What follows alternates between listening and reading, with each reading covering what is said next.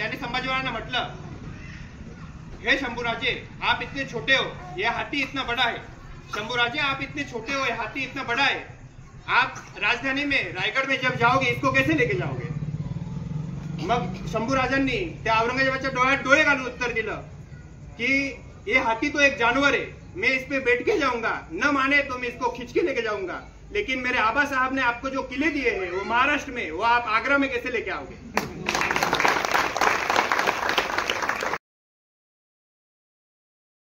संभाजी महाराज की शिवाजी महाराजांचा जन्म आजच्या दिवशी 19 फेब्रुवारी 1630 साली झाला. ठीक आहे, म्हणजे इथून 395 वर्ष मागे. तर शिवाजी महाराजांचा जन्म झालाय शिवनेरी किल्ल्यावर, जो येतो पुणे जिल्ह्यामध्ये. जेव्हा शिवाजी महाराजांचा जन्म झाला त्यावेळेस परिस्थिती अशी होती की भारताच्या उत्तरेमध्ये मुघलांचं साम्राज्य होतं. त्यानंतर महाराष्ट्रात आणि उर्वरित भारतात, दक्षिण भारतामध्ये आदिलशाह, निजामशाह, कुतुबशाह अशा मुस्लिम शासकांचं शासन चालू होतं. यावेळी जी प्रजा होती त्याच्यावर अतिशय अन्याय अत्याचार होत होता. शेतकऱ्यांकडून खूप जास्त शेतसारा घेतला जात होता. स्त्रियांवर अन्याय अत्याचार होत होता. मग अशा वेळेस ज्या जिजामाता होत्या आणि शहाजीराजे यांनी शिवाजी महाराजांवर, बाल शिवाजी महाराजांवर खूप चांगले संस्कार केले. जिजामातेने शिवाजी महाराजांना रामायण, महाभारत यातल्या कथा सांगितल्या. त्यानंतर वयाच्या 13व्या वर्षी शिवाजी महाराजांनी त्यांच्या सवंगड्यांसोबत तिथे जवळच रायरेश्वराचं मंदिर होतं, तिथे जाऊन शपथ घेतली की मी असं स्वराज्य निर्माण करेल की ज्याच्यामध्ये सगळ्यांना समान न्याय असेल आणि सर्वांचं संरक्षण होईल. त्यानंतर वयाच्या 16व्या वर्षी शिवाजी महाराजांनी सगळ्यात पहिला किल्ला मिळवला, ते पण मुठभर त्यांच्या मित्रांसोबत. तो किल्ला होता तोरणा. त्यानंतर ते एक एक किल्ला सर करत गेले. मग तिथे जो आदिलशाह होता त्याला असं वाटलं की आपण ह्या शिवाजी राजाचा बंदोबस्त करायला हवा. त्यामुळे तो एक सरदार शिवाजी महाराजांवर पाठवत होता. सर्वात पहिला आला अफजल खान. शिवाजी महाराजांनी अफजल खानाचा एवढा जबरदस्त बंदोबस्त केला की त्याची आतडेच बाहेर काढली. त्यामुळे पूर्ण भारतभर शिवाजी महाराजांचा चर्चा होते आणि लोक शिवाजी महाराजांना गळा भेट करायला पण घाबरत होते की आपले पण आतडे बाहेर काढाल की काय. मग त्यानंतर 2 नंबरला आला सिद्दी जोहर.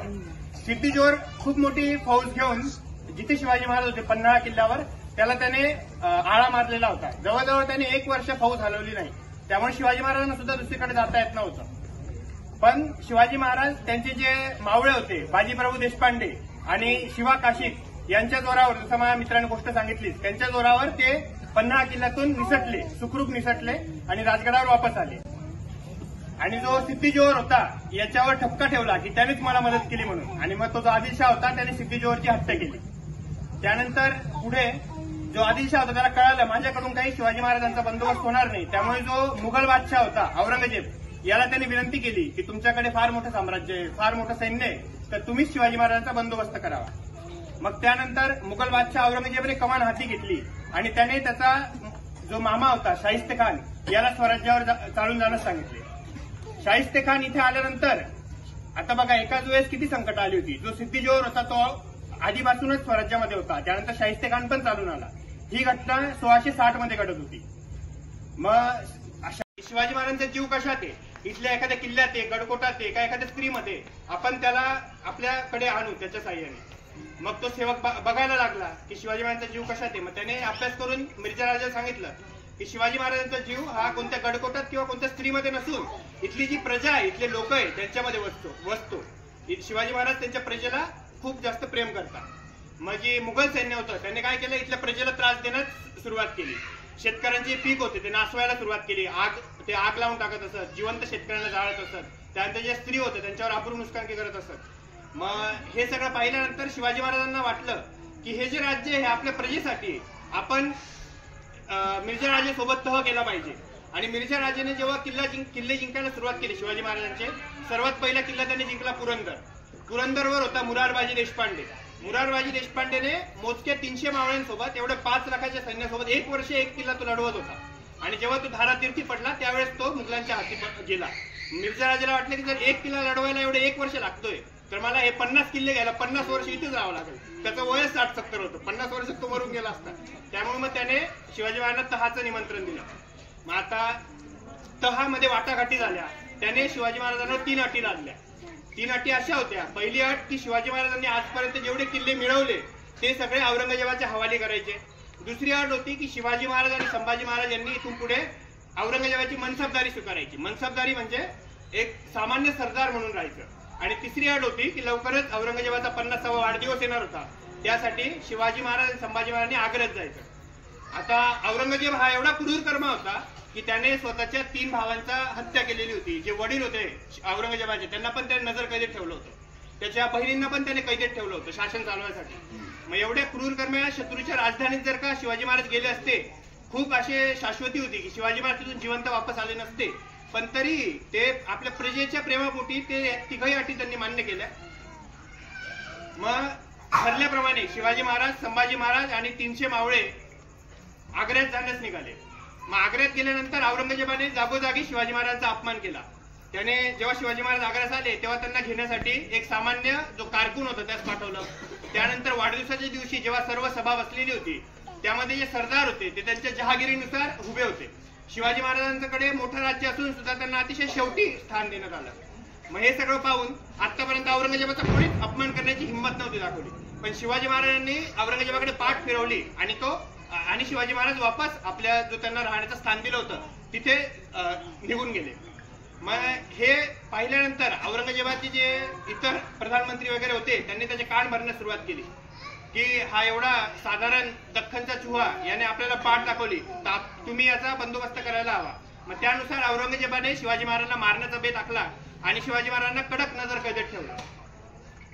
मग ज्या ठिकाणी शिवाजी महाराजांची राहण्याची व्यवस्था होती त्या ठिकाणी 500 ते 5000 मुघल सैन्य असं आजूबाजूला होतं आणि शिवाजी महाराज तिथे अडकून पडले होते. जवळजवळ 1 महिना शिवाजी महाराज तिथे होते. परंतु संभाजी महाराज जे होते ते 9 वर्षाचे होते. ते शिवाजी महाराज यानंतर कधी औरंगजेबास भेटले नाही किंवा त्याच्या दरबारात गेले नाही, पण संभाजी महाराज एक दुवा म्हणून शिवाजी महाराज आणि औरंगजेबामधला दुवा म्हणून ते नेहमी औरंगजेबाच्या दरबारात जात असत.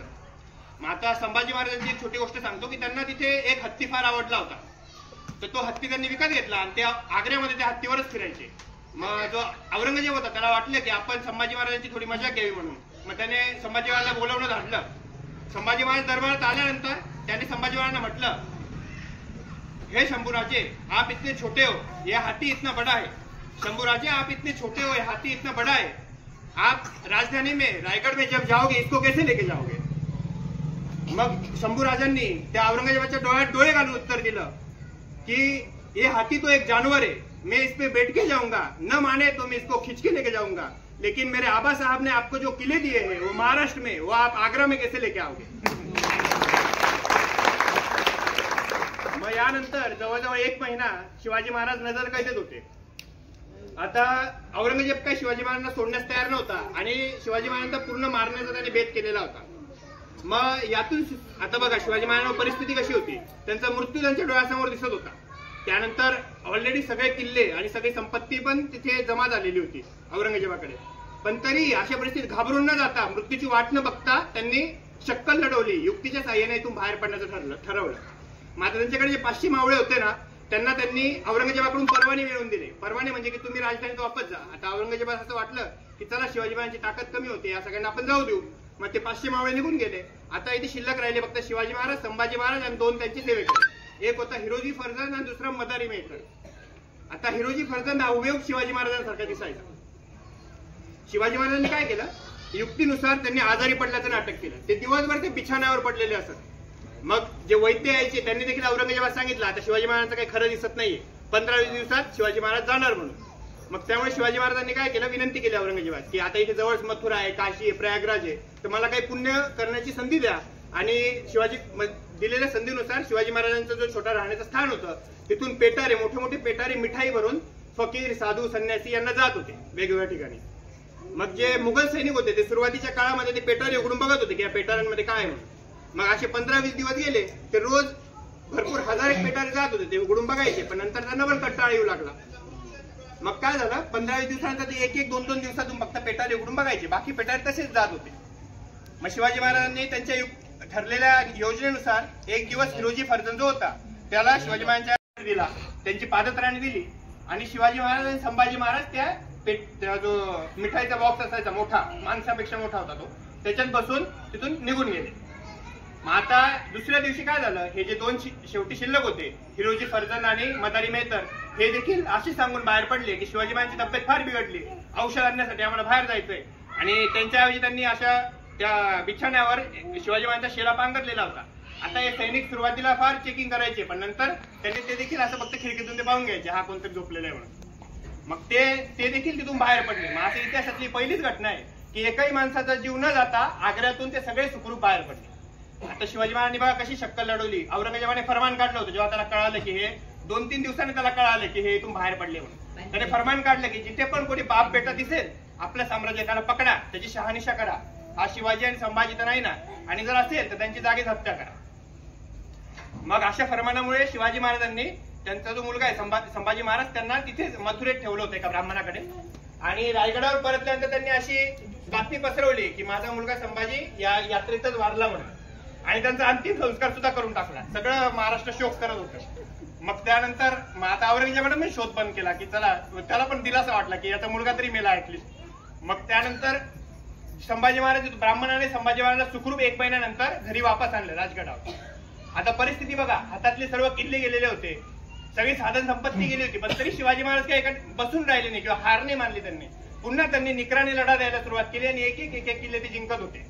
मग यानंतर अवघ्या 9 वर्षात शिवाजी महाराजांचा भव्य राज्याभिषेक झाला राजगडावर. मग या राज्याभिषेकाच्या वेळेस शिवाजी महाराजांकडे 1, 2, 3 नव्हे तर 361 किल्ले होते. महाराष्ट्र, कर्नाटक आणि तामिळनाडूची जिंजीपर्यंत एवढा मोठा भाग शिवाजी महाराजांनी साम्राज्यात आणला होता एवढ्या कमी वेळेमध्ये. मग यातून आपल्याला पण शिकायला भेटतं की प्रत्येकाच्या जीवनात यश अपयश येतं. जसं दिवसानंतर रात्र येतो, रात्रीनंतर दिवस येतो, तसं यश अपयश हे अपरिहार्य आहे. मग त्यामुळे आपण यश अपयशाला घाबरून न जाता आपण सुद्धा आता शिवाजी महाराजांसारखा ताकदीने निकराने लढा देत राहिलं पाहिजे आणि भविष्यात प्रगती करत राहिली पाहिजे. मी अशा महान शिवरायांना, त्यांच्या मावळ्यांना त्रिवार वंदन करतो आणि माझं भाषण पूर्ण करतो. जय भवानी, जय शिवाजी, जय भवानी, जय शिवाजी, हर हर